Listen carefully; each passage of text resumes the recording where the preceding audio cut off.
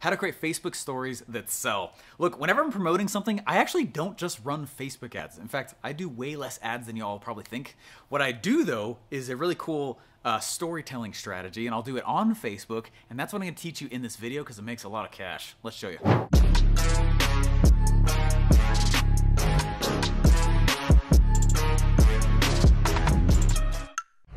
I fought using my voice and being on camera for probably 3 years. I was running laps in the Army.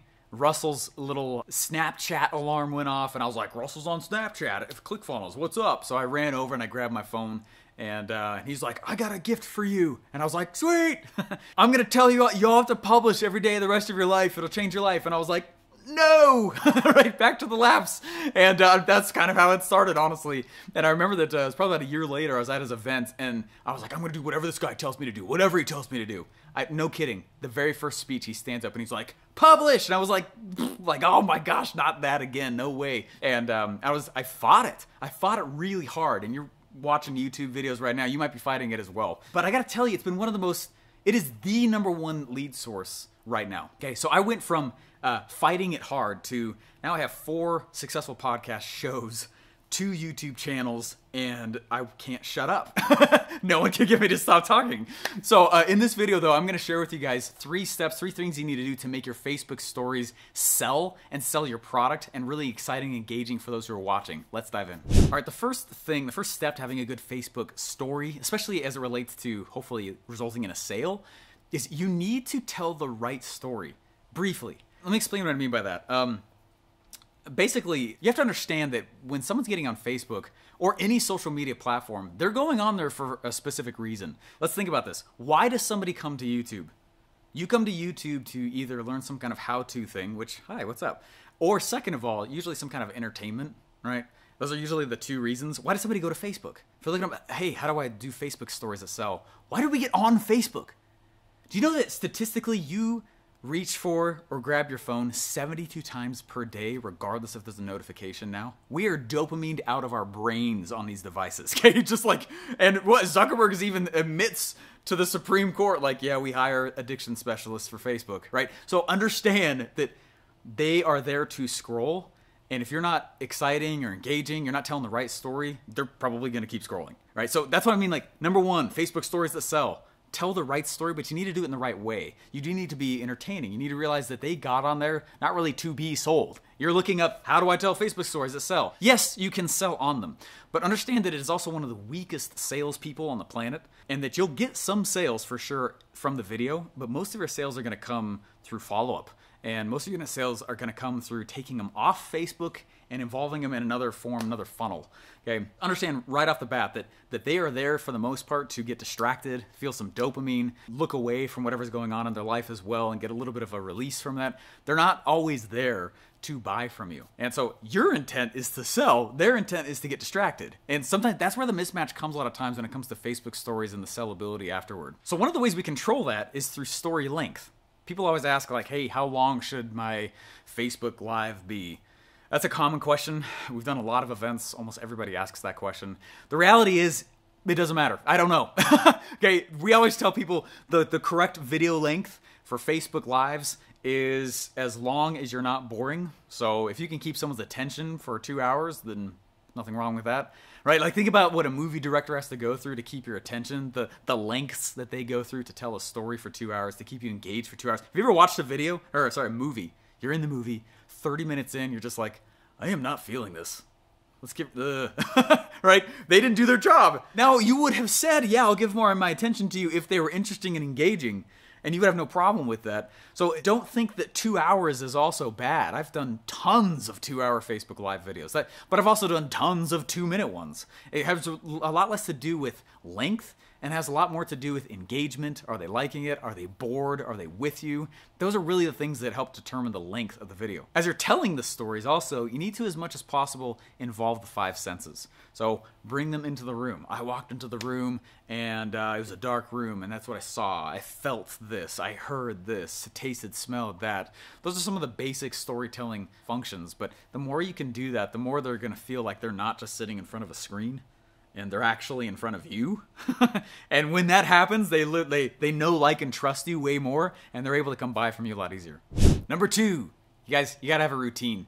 Routine is really for you, but it's also for the customer. It's for the future customer. Think about this. I love the show Seinfeld. Huge fan. Seen tons of it. And we all know the story of Seinfeld, that it was not really supposed to be a successful show. It's a show about nothing, right? It's a show about whatever is going on in the person's life, and at the very end, they open a little bit of curiosity loop so that you come back for the next episode. That's really what we're doing when it comes to a lot of this. Like, what you're watching right now is similar to what I would call a Seinfeld episode. I'm coming in, I'm saying what's going on in my life, there's a brief little principle, and then a call to action, opening loops to the next videos. Now, we do that the same way when it comes to Facebook videos and selling on them. Actually, quite a few ways. I like to create themes when I go live. So I'll be like, hey, for these 5 days, I'm gonna go live for 5 days, Monday through Friday, these 5 days, and I'm gonna go across, I'm gonna teach you how to build your perfect offer. All right, so for 5 straight days, at the same time each day, for all about the same time limit, I'm going in and I'm doing a Facebook Live, and they can count on it. What's interesting is as soon as they can count on it, there's actually a level of emotional safety that the brain feels, because there's the repetitiveness. Okay? And when you can be repetitive in the style of content you create, not just Facebook, but any style, it actually increases the sales just because they're used to seeing you, right? They've seen you multiple times. They've been with you multiple times. That consistency is really key. And so create a routine. Tell your audience, hey, I typically put videos out during these times. Hey, I'm gonna go live on Facebook these times. We've even gone so far as to theme shows around going live certain times. For example, when I was working at ClickFunnels, we had this show that we created called Funnel Fridays.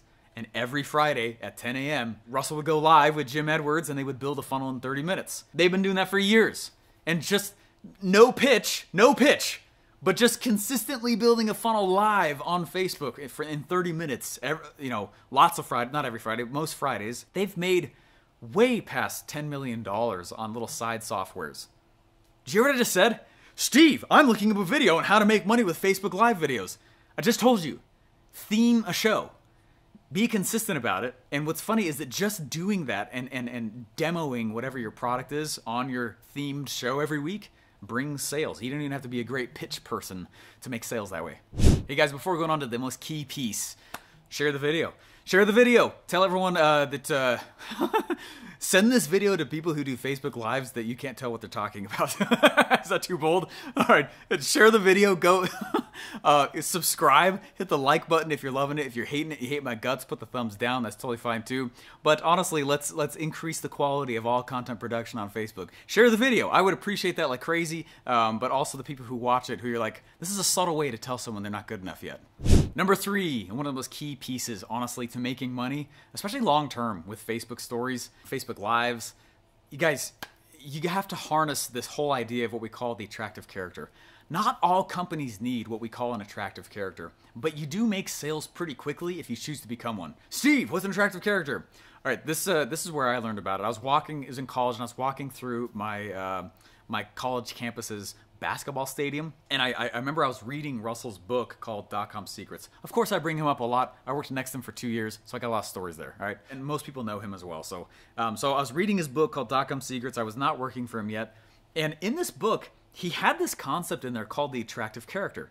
And the attractive character literally almost made me quit internet marketing. I was brand new. I didn't have any really money yet. I didn't have a big success story yet. I was honestly cutting my teeth on it, and I was just like, man, I read the attractive character piece, and he's like, you should talk. And I was like, no, insert expletive, no. Like, I am not gonna talk. I will never publish, no. And he's like, you have to go in and harness this thing called the attractive character, meaning you are the person that people want to follow. And I was like, that sounds so scary. That is not my personality. I was really against this idea. He said, I understand that's hard. I was like, good. He said, there's a few ways, though, where you can make this attractive character a little bit easier on yourself. I said, do tell. And so in his book, I'm going to look down a little bit because I want to make sure I say these right. He said that there's several themes. These are not all of them, but there's several themes that you can take as an attractive character to be followable on the internet. So as you think about these as you're doing Facebook stories, okay? If you're doing Facebook Lives, you're trying to sell on Facebook, you're trying to be an attractive character.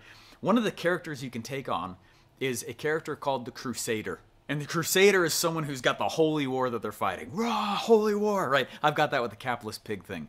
Rah, holy war, like, psh, go smash down socialism, right? I'm very much a crusader. A lot of people look at that, though, and they're like, I don't want to be that loud, Steve. No. That's fine. Then don't. Another one you can be is what he calls the reporter. The reporter is really a great place. That's where I started. Think about a news station reporter. They don't know any of the subjects, for the most part, of the people that they're interviewing. They are not subject matter experts. You can be a reporter as an attractive character and be a subject matter expert of nothing. This is why this one works so well, and it's where I started. I just started interviewing people because they knew their subject and I didn't.